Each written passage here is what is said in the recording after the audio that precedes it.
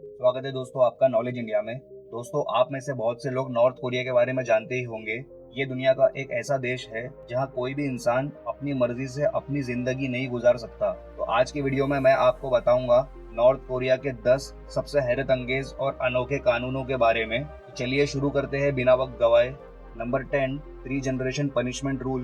दोस्तों, North Korea एक सरपीरे तानाशाह किम जोंग उन की कंट्री है। ये कंट्री कई दशकों से कम्प्लीटली आइसोलेटेड है और बाहर की दुनिया से इसके रिलेशन ना होने के बराबर है। इसकी वजह यहाँ के अजीबोगरीब रूल्स है।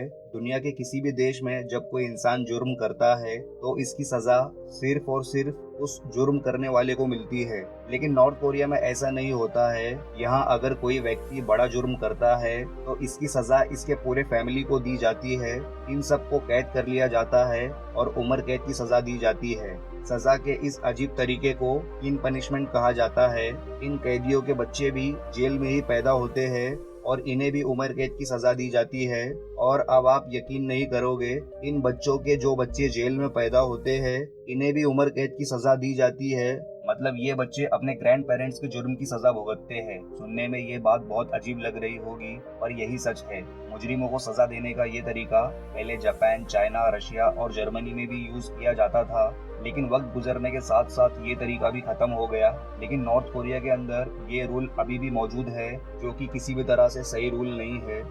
Number 9, not to buy real estate. दोस्तों, अगर आपके पास पैसा हो तो आप दुनिया के किसी भी हिस्से में जगह या मकान खरीद सकते हैं। लेकिन आप यकीन नहीं करेंगे कि दुनिया में एक देश ऐसा भी है जहां पैसे होने के बावजूद भी जमीन नहीं खरीद सकते। ये अजीबोगरीब रूल सिर्फ नॉर्थ कोरिया के अंदर ही है। यहाँ आप कोई मकान, दुकान या जगह नहीं खरीद सकते क्योंकि ये ऑफिशियली इलीगल है। बल्कि आप यहाँ रेंट पर भी कोई घर नहीं दे सकते। इसकी वजह ये है कि इस देश की गवर्नमेंट ये नहीं चाहती कि लोगों को किसी भी तरह का फायदा पहुंचे। जाहिर सी बात है, जब लोग दुकान, मकान और जगह किराए पर देंगे तो इससे इन्हें प्रॉफिट होगा। इसके अलावा कोई जगह या मकान सेल करेगा तो इसे वो कम कीमत पर नहीं बेचेगा, खासकर जब वो जगह सड़क के करीब हो तो इसमें बेचने वाले को और भी ज्यादा फायदा है। इन दोनों भी कंडीशंस में नागरिकों को अच्छा खासा प्रॉफिट मिल सकता है, पर ऐसा यहाँ की गवर्नमेंट नहीं चाहती। इससे भी ज्यादा हैरानी की बात यह है कि नॉर्थ कोरिया के लोगों के पास अपनी पर्सनल प्रॉपर्टी का कोई वैलिड प्रूफ भी नहीं होता है। इनके पास सिर्फ रेसिडेंशियल सर्टिफिकेट्स होते हैं और वो ये समझते हैं कि वो इस मकान के मालिक है।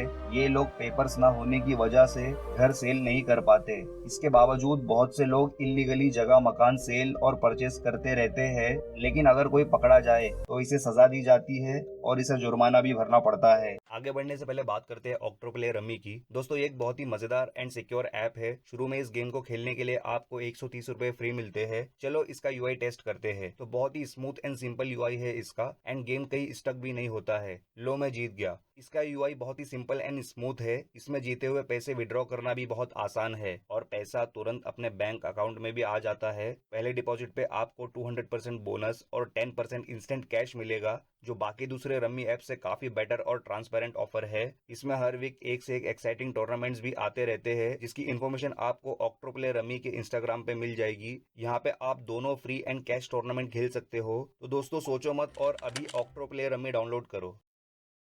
Number 8, no entertainment. दोस्तों, जब भी हम बोर होते हैं, पढ़ने का या काम करने का मन नहीं होता है तो हमें चाहिए होता है एंटरटेनमेंट। एंटरटेनमेंट के नाम पर ज्यादातर लोग टीवी देखते हैं और अगर टीवी की ही बात करें तो दुनिया भर में हजारों चैनल्स है देखने के लिए।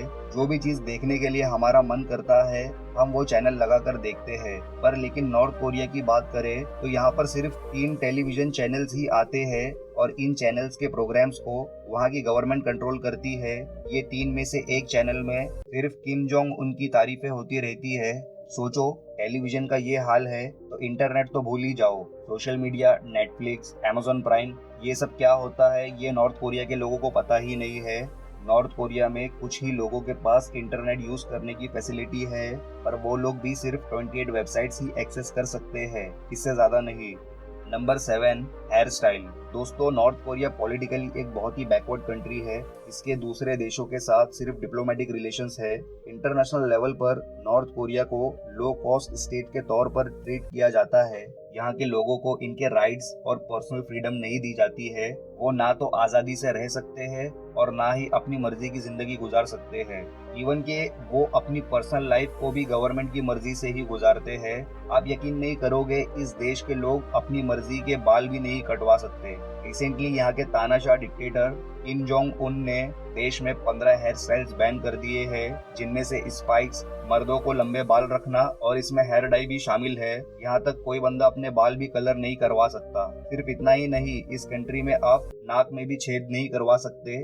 लड़कियों को सिर्फ कानों में छेद करवाने की परमिशन है ताकि वो ज्वेलरी वगैरह पहन सके। सुनने में ये बात बहुत फेक सी लगती है, लेकिन यही हकीकत है।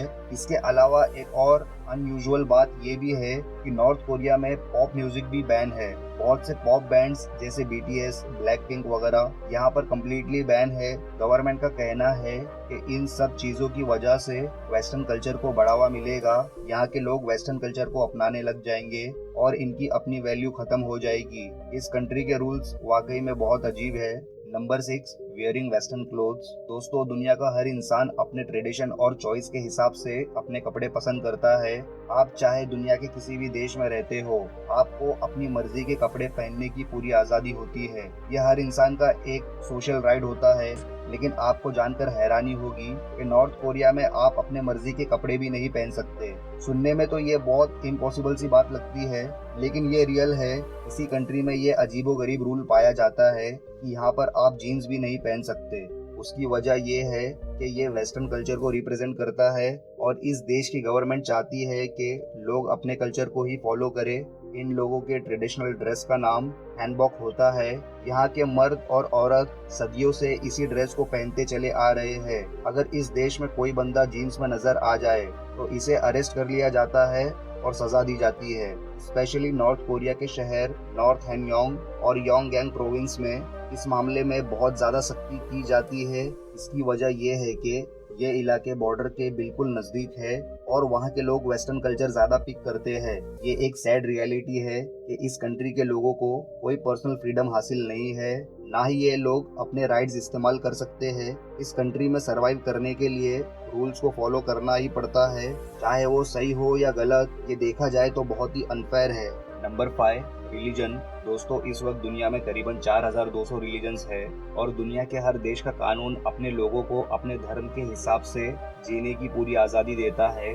आप वहाँ पर जैसे चाहे प्रार्थना कर सकते हैं और अपना त्यौहार मना सकते हैं, लेकिन इसके बावजूद दुनिया में कुछ देश ऐसे भी है जहाँ रिलीजन को लेकर बहुत सी पाबंदियां लगाई जाती है। नॉर्थ कोरिया भी इन देशों में से एक है। यहाँ पर धार्मिक आज़ादी तकरीबन ना होने के बराबर है। इस कंट्री में जूश रिलीजन के लोग रहते हैं जो एथिस्ट होते हैं, नास्तिक। दरअसल जूश कोई रिलीजन नहीं है, ये एक पॉलिटिकल आइडियोलॉजी है जिसे फॉलो करने वाले करीब 71% है। ये लोग मेजॉरिटी में है और 13% लोग कोरियन रिलीजन फॉलो करते हैं। टोंडोइज्म 12% लोग वहाँ का फोक रिलीजन फॉलो करते हैं। 1.5% लोग कोरियन बुद्धिस्ट है और 2% लोग क्रिश्चियनिटी को फॉलो करते हैं। नॉर्थ कोरिया से आने वाले रेफ्यूजीज और नॉन गवर्नमेंट ऑर्गेनाइजेशन की रिपोर्ट से ये पता चलता है कि यहाँ की अथॉरिटीज क्रिश्चियन धर्म के लोगों पर बहुत ही ज्यादा जुल्म करती है। आप यकीन नहीं करोगे, अगर इन्हें लोग बाइबल पढ़ते हुए नजर आ जाए या अगर सिर्फ इन्होंने हाथ में भी पकड़ा हो तो गवर्नमेंट इन्हें फांसी की सजा सुना देती है। इसके अलावा यहाँ के लोग जो चाइना में काम करते हैं, जब वो नॉर्थ कोरिया वापस आते हैं तो इन पर कड़ी नजर रखी जाती है। अगर वो लोग किसी नॉन सिटीजन से बात करते हुए पकड़े गए तो इन्हें बहुत ही सख्त सजा दी जाती है। ये सुनकर ऐसा लगता है ये कंट्री एक जेल जैसी है। Number 4, no luxury products. दोस्तों, आजकल हर कोई ब्रांड्स की बात करता है और ब्रांड्स ही यूज करना पसंद करता है। कपड़ों से लेकर शूज तक हर चीज ब्रांडेड होती जा रही है। बड़ी बड़ी कंपनीज अपने प्रोडक्ट्स बनाकर दुनिया के सारे देशों में बेचती है जहां पर इन्हें सेल किया जाता है। लेकिन नॉर्थ कोरिया दुनिया का एक ऐसा देश है जहां पर हर तरह की ब्रांडेड लग्जरी चीजें बैन है। 2006 में जब north Korea nuclear power state बना था तो यूनाइटेड नेशंस ने इस पर बहुत सी पाबंदियां लगा दी थी। इनमें से एक ये भी थी कि इस देश से कोई भी ब्रांडेड प्रोडक्ट जैसे कि luxury cars, bikes, branded clothes, expensive jewelleries और इस तरह की दूसरी चीजें ना तो इंपोर्ट की जा सकती है ना ही एक्सपोर्ट। उस वक्त से नॉर्थ कोरिया में ये चीजें बैन है। इवन की लग्जरी कंपनीज इस देश में आकर अपने प्रोडक्ट सेल्स नहीं कर सकती है, लेकिन जो लोग काफी ज्यादा रिच है इनको अलाउ है कि ये लोग दूसरी कंट्रीज से लग्जरी प्रोडक्ट्स मंगवा सकते हैं। पर जो लोग इन चीजों को बाहर से मंगवाना अफोर्ड नहीं कर सकते वो इसी देश के बने हुए प्रोडक्ट्स यूज करते हैं। यहाँ तक कि किम जोंग उन के लिए भी लग्जरी प्रोडक्ट्स दूसरे देशों से मंगवाए जाते हैं। Number 3, no vacations. दोस्तों, जब किसी देश में वेकेशंस होती है तो वहाँ के लोग अपनी छुट्टियाँ एंजॉय करने के लिए दूसरे देशों में घूमने जाते हैं। वो अपनी फेवरेट कंट्रीज में चले जाते हैं और वहाँ पर अपनी हॉलीडेज स्पेंड करते हैं।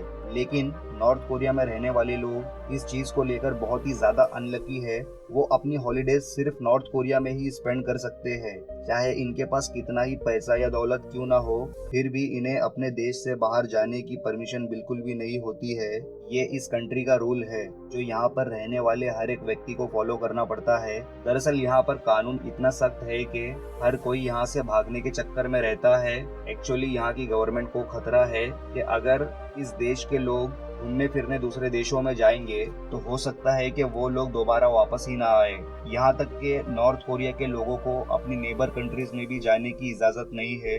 हालांकि चाइना के साथ इसके इतने अच्छे भी रिश्ते नहीं है, लेकिन फिर भी 2019 की एक रिपोर्ट के हिसाब से 1,20,000 चाइनीज यहाँ पर अपनी वेकेशन स्पेंड करने आए थे। यहाँ पर लोग वेकेशन स्पेंड करने के लिए तो आ सकते हैं, लेकिन इस देश के लोग दूसरे किसी भी देश में नहीं जा सकते। इवन की वेस्टर्न कंट्रीज से भी करीब 5,000 लोग साल भर में यहाँ घूमने आते हैं। Number 2, power cut. दोस्तों, आज के वक्त में इलेक्ट्रिसिटी हमारी जिंदगी जीने के लिए काफी इम्पोर्टेंट चीज है। अगर थोड़ी देर के लिए भी बिजली चली जाती है तो हम परेशान हो जाते हैं। लेकिन दोस्तों, नॉर्थ कोरिया में बड़े बड़े पावर कट्स लगते हैं 8-10 घंटे के, वो भी रोज रात को, क्योंकि वहाँ की सरकार ज्यादा बिजली उत्पन्न करने में अपना पैसा वेस्ट नहीं करना चाहती। इसलिए बहुत ही लिमिटेड इलेक्ट्रिसिटी मिलती है नॉर्थ कोरिया के लोगों को। पर लेकिन जो लोग अमीर है और गवर्नमेंट ऑफिशियल्स है उन्हें 24 घंटे बिजली मिलती है। Number 1, elections. दोस्तों, किसी भी देश में सरकार चुनने के लिए इलेक्शंस किए जाते हैं, जो कि लगभग ये प्रक्रिया हर देश में होती है। जनता वोट देकर सरकार चुनती है। तो नॉर्थ कोरिया में भी इलेक्शंस होते हैं। वहाँ mayor elections, provincial governor elections और लोकल असेंबलीज के इलेक्शन होते हैं। जैसे कि दुनिया के लोगों को वोट देने का अधिकार होता है, वैसे ही नॉर्थ कोरिया के लोगों को भी अधिकार है वोट देने का, लेकिन सिर्फ एक आदमी को, क्योंकि इनके इलेक्शंस में सिर्फ एक ही कैंडिडेट होता है जो किम जोंग उन की पार्टी से होता है। इनके पास वोट देने के लिए एक ही ऑप्शन होता है। 1948 से सेम फैमिली ही नॉर्थ कोरिया को रूल कर रही है। तो दोस्तों, ये चीजें हैं नॉर्थ कोरिया में जो आपको बाकी दुनिया में और कहीं देखने नहीं मिलेगी। आप में से कौन कौन नॉर्थ कोरिया जाना चाहेगा, नीचे कमेंट करके जरूर बताएं। दोस्तों, ऑक्टोप्ले रमी का डाउनलोड लिंक नीचे डिस्क्रिप्शन में है। मिलते हैं नेक्स्ट वीडियो में, तब तक ध्यान रखिए अपना। Good bye.